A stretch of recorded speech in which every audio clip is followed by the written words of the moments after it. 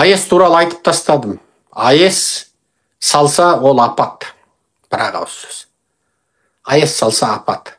АЭС туралы қазақ халқының үнсіз жатуы, видео челленджі жасамауы, жиналыстар жасамауы, кем дегенде әлеуметтік желіде мен АЭС салынуына қарсымын деп үндеу тастамауы, ол енді масқара, ұлт алдындағы сатқындық. Ертең ұрпақтың алдында, ертең немерек шөберең жаңа мүгедек болған, кем болған немере шөберең, баяғыда Қазақстанға орыстар АЭС салам дегенде, ата сен қай дедің дегенде мен бұғыққа бедім деп масқара болып отырасың.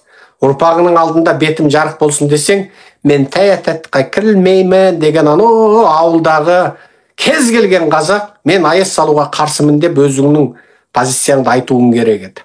Айтпай отырсыңдар. Өз обалдарың өздеріңе. АЭС, мен ол АЭС туралы 100 рет айттым, білмеймін енді. Бұл қазаққа 101-ші айтамын ба, айтпайым ба. АЭСті орыс салса да апат, Қытай салса да апат. Астанадағы ел ертіні көрдіңдер. Су тоспасын сала алмай отырған қазақ, ауыл толған шұрық-шұрық тесік, тасжол қазақ, медицина дүниеде ең артта қалған қазақ.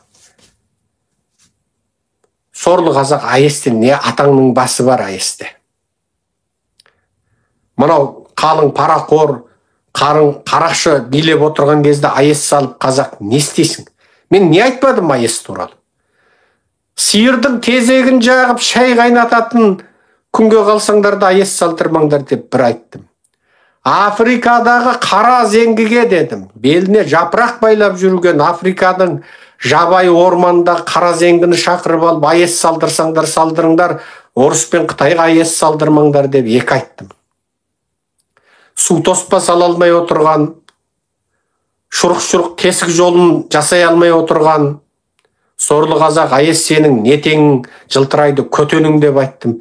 Енді АЭС туралы мен айтып болдым ғой қазақтар. Енді отырсың енді. Сен ойлайсың мен Серікжан тағы бір 100 рет айтса Тоқаев қорқып қоя қояды екен деп отырсыңдар ма?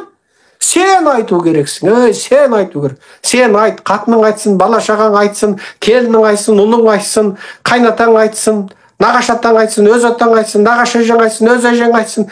Бәрі айту керек. АЭС құрысын деп айту керек. Сонда АЭС тоқтайды, онсыз тоқтамайды. АЭС Тоқаевтың октябрьдің 6 күні АЭС референдум өтеді Қазақстанда дейді. Октябрьдің 7-сі Путинжанның туған күні. Октябрьдің 7-сі Путинжанның туған күні. Путинжанның туған күніне Тоқаев бір күн бұрын подарка жасамақшы.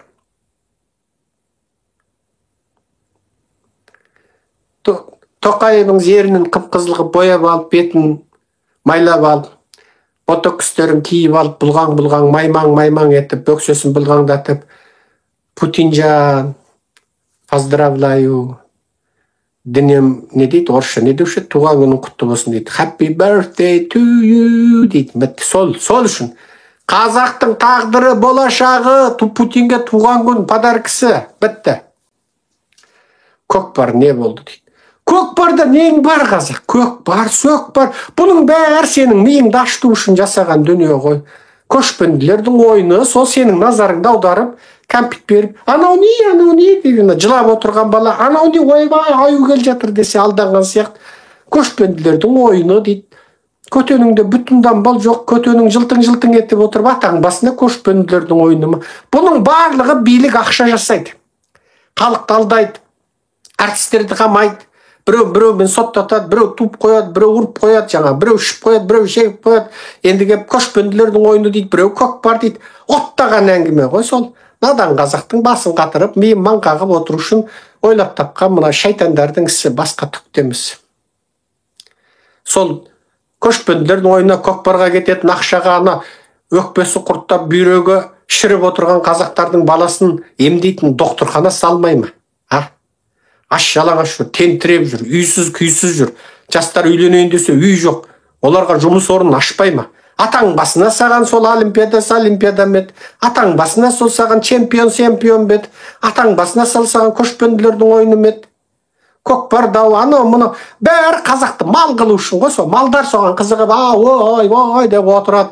Бұтындан балы жоқ. Аш жалаңаш отыр, қазақ қырылып жатыр, жастар өліп жатыр өз-өзіне. Мал қып отырсын, мал. Сол малды оятамыз де, біз жүрміз жаңа. 3 апта шықпай қойып едің, қылғынып, ең жақындарыма дейін ренжіп, о деп кетіпті.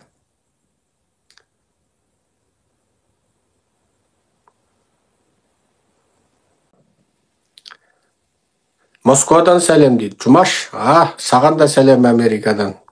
Путинжанды көрсең, сәлем айт. Ал енді тағы, не айтасыздар, қандай сұрақ бар?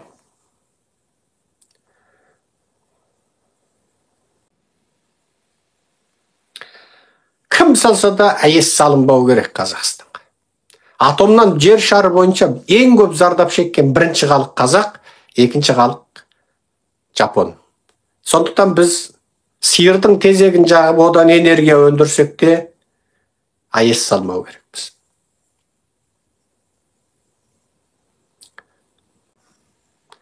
Қырғызстандан общий сәлем дейді. Қырғыз халқына бізден сәлем, аман болсын қырғыздар. Тағы не айтасыздар? Мұстафа Қаржаубаева дейді. Биліктің титушкаларының атын жазып, анау туралы не айтасың, мынау туралы не айтасың дегендер мен блоктаймын, басымды қатырмаңдар. Сенің өзің титушка болуың мүмкін.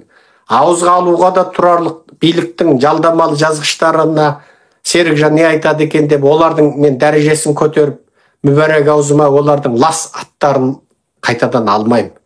Ондай қисық сұрақ қоюшыларға мен бірден бұғаттай салам, сөздің үшін естеріңді жиыңдар.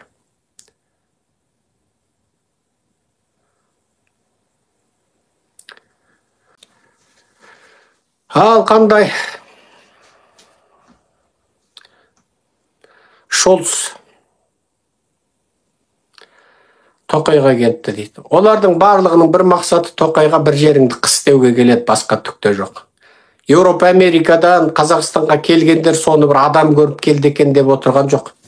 Әкеңді таныттан бір жеріңді қыстейіп, соны айтуға ғана келеді, басқа түк жоқ. Мына жерде Мейірбек дейді, қырғыздар туралы жаман сөз жазды. Мейірбек, ондай сөз айтушы болма. Ұлтаралық араздық тудыратын мұндай сөздерді тек Қазақстан ұлттық қауіпсіздігінің адамдары ғана айтады. Мейірбек, сен ендігәрі қырғыздар туралы жаман сөз айтсаң, мен сені бірден блокировать етемін.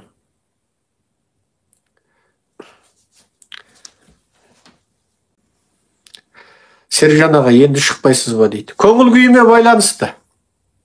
Қаласам шығам, қаласам шықпаймын. Қаласам өстіп 2 апта, 3 апта кетіп қаламын. Және өкпеледім. Шыны керек өкпеледім. Менің халқым, мен оятпақшы болған халық, олардың уақыты жоқ екенде. Олар қарбалас екен. Біреу дүкенші, біреу саудагер, біреу мұғалім, біреу доктор, біреу таксист, біреу тағы бірден істейді, біреу бизнесмен екенде. Олар қарбалас екен. Және олардың бала шағасы бар екен. Олар күн көру керек екен. Ал мен робот 24 сағат сөйлеуім керек. Оларға неге бөліспейсің десем, уақыт жоқ дейді. Бірақ олар менің сөйлеуімді қалайды екен. Мен түсінбеймін осыны. Сен таратудың өзіне сен уақытыңды қимайсың. Бірақ Серікжан күні түні саған сөйлеуі керек екен. Қандай әділетсіздік, Мына лекциялардың көрілімі миллионнан асуы керек еді ғой. Тиктоктан 10 аккаунт ашып ал демеймін, 1 аккаунт ашып алып таратып отырсаң, нең кетеді? Ашпайсың. Уақытыңды қимайсың. Қиып қысқа қиып алып Инстаграмда таратып отырсаң, нең кетеді? Таратпайсың. Өз атыммен шыққаннан қорқам дейсің. Фейк аккаунт ашып ал, Инстаграмда тұр ғой. Неше түрлі. Жаңағы бірдеңке ару деп кемпірлер жүр мысалы. Майсы, бүйтіп кемпірлер жүр. Фейк аккаунт ашып ал, тарат, не бопты? Мақсатың ұлтты ояту ма? Тарат. Қазақтар сол ғой, мен жаңа ажуалап тұрып айттым ғой. Біреу кеп істеп берсін дейді.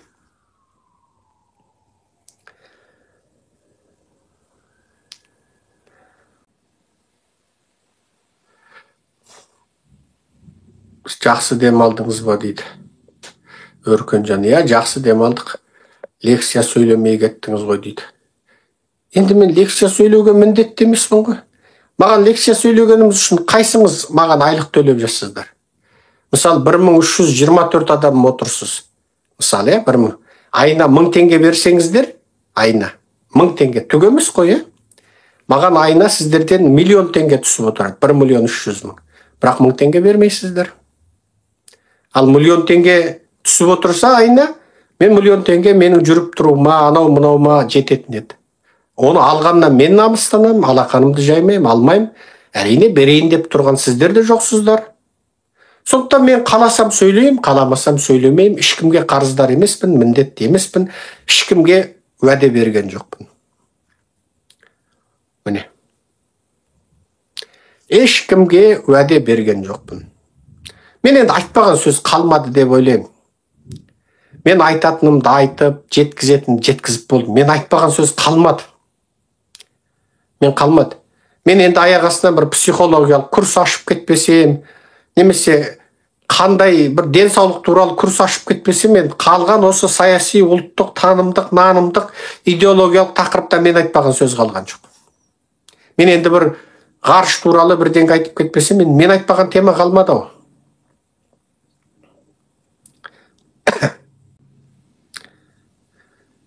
Не дейді? Санжар ондаған халифат құру керек па дейді.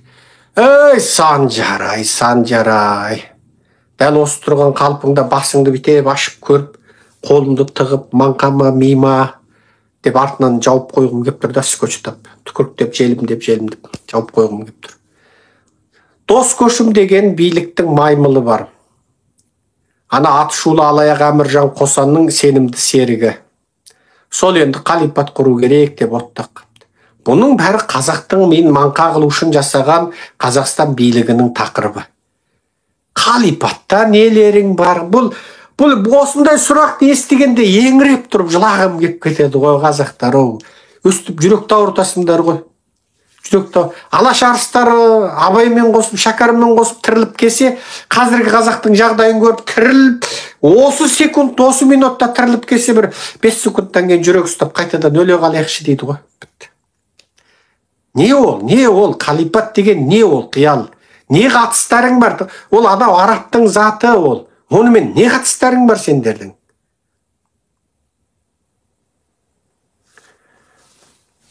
Ол дос көшім деген маймыл, биліктің маймылы, бағып отырған, семіртіп отырған маймылы банан беріп. Не істейсіңдер ол? Бананын жеп отыр. Оған алай биле десе, алай билейді, жалаңаш биле десе, жалаңаш билейді. Ашамайыңды көрсет десе, ашамайын көрсетеді. Оның көрсеткен бір ашамайы осы, болды, бітті. Не істейсіңдер оның темасын жұлқылап, талқылап? Әміржан Қосановпен қосылып, алдаған осы қазақтың бәріне сеніп отсыздар ғой, Құдай-ау.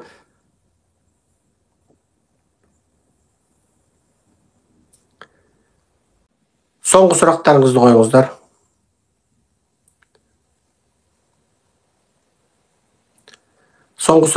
қойыңыздар.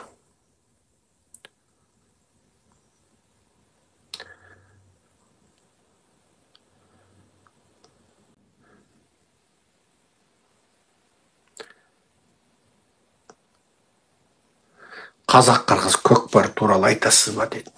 Айтпайым. Бұның барлығы биліктің қазақты мал қылу үшін ойлап тапқан темалары. Аш қазақты, жалаңаш қазақты, қызы жезөкше болып жер шарында атағы шыққан қазақты, қайыршы қазақты, педофил қазақты, өзін өзі өлтіруден әлемде аты шыққан қазақты, жыныстық зорлық-зомбылықтан әлемде аты шыққан қазақты, алтын күмістің мұнайдың үстінде отырып, аш жалаңаш отырған қазақтың басын қатыру үшін ойлап тапқан нәрсе көкпар, көшпенділер ойыны дегеннің бәрі ақша ұрлау, халықты алдау ойындары, басқа түкте жоқ. Оған бастарыңды қатырмаңдар.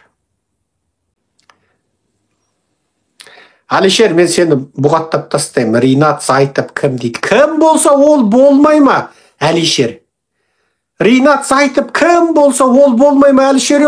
Онда нең бар міне? Мен сені осы сұрақты қойғаның үшін бұғаттап тастадым.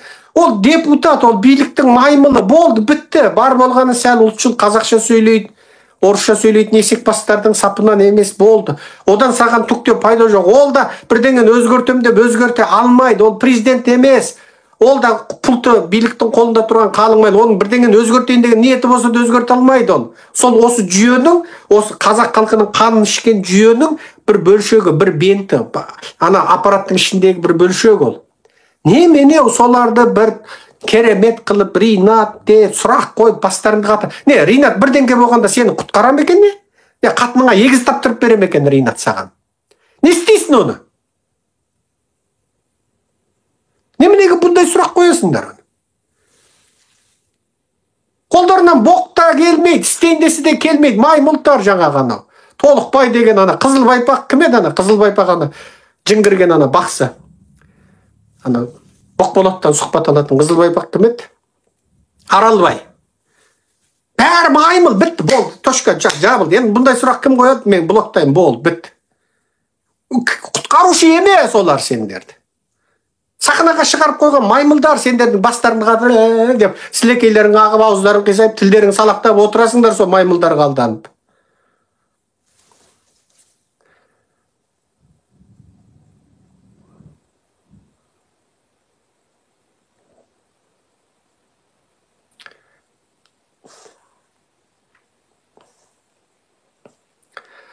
Окей. 2 сағат сөйлеппін. Қош сау болыңыздар, аман сау болыңыздар. Бөліспеңіздер, таратпаңыздар, коммент жазбаңыздар, тиктокқа таратпаңыздар, инстаграмға салмаңыздар, қимаңыздар. Себебі сіздер қарбалассыздар, сіздердің жұмыстарыңыз көп, уақыттарыңыз жоқ. Ешқандай лайк баспаңыздар. 10 тонна саусақтарыңызды аяңыздар. Құрметпен, Серік Жамбілашев.